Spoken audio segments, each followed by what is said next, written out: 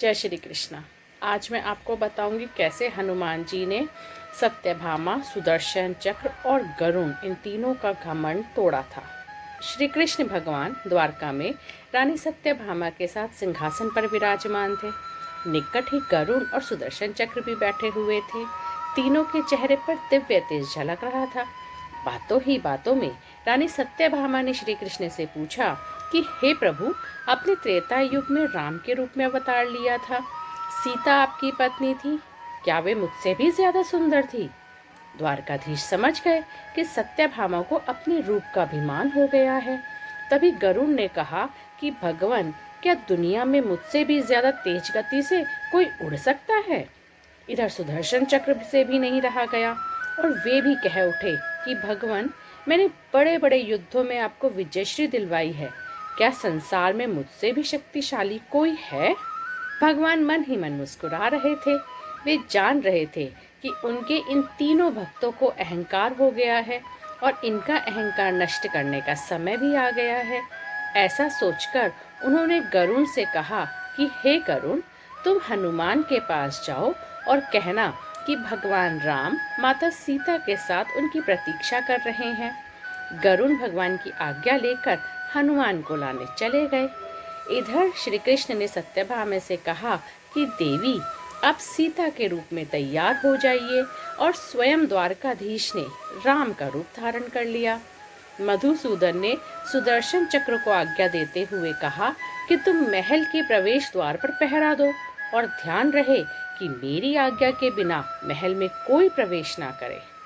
भगवान की आज्ञा पाकर सुदर्शन चक्र महल के प्रवेश द्वार पर तैनात हो गए। गरुड़ ने हनुमान के पास पहुंचकर कहा कि हे वानर श्रेष्ठ, भगवान राम माता सीता के साथ द्वारका में आपसे मिलने के लिए प्रतीक्षा कर रहे हैं। आप मेरे साथ चलें, मैं आपको अपनी पीठ पर बैठाकर शीघ्र ही वहां ले जाऊंगा। हनुमान ने विनय पूर्वक गरुड़ से कहा, आप चलिए, मैं आता हूँ। गरुड़ ने सोचा, पता नहीं यह बूढ़ा वानर कब पहुंचेगा। खैर, मैं भगवान के पास चलता हूँ। यह सोचकर गरुड़ शीघ्रता से द्वारका की ओर उड़ चले। पर यह क्या, महल में पहुंचकर गरुड़ देखते हैं कि हनुमान तो उनसे पहले ही महल में प्रभु के सामने बैठे हैं। गरुड़ का सिर लज्जा से झुक गया। तभी श्री राम ने हनुमान से कहा कि पवन पुत्र, तुम बिना आज्ञा के महल में कैसे प्रवेश कर गए? क्या तुम्हें किसी ने प्रवेश द्वार पर रोका नहीं? हनुमान ने हाथ जोड़ते हुए सिर झुकाकर अपने मुंह से सुदर्शन चक्र को निकालकर प्रभु के सामने रख दिया।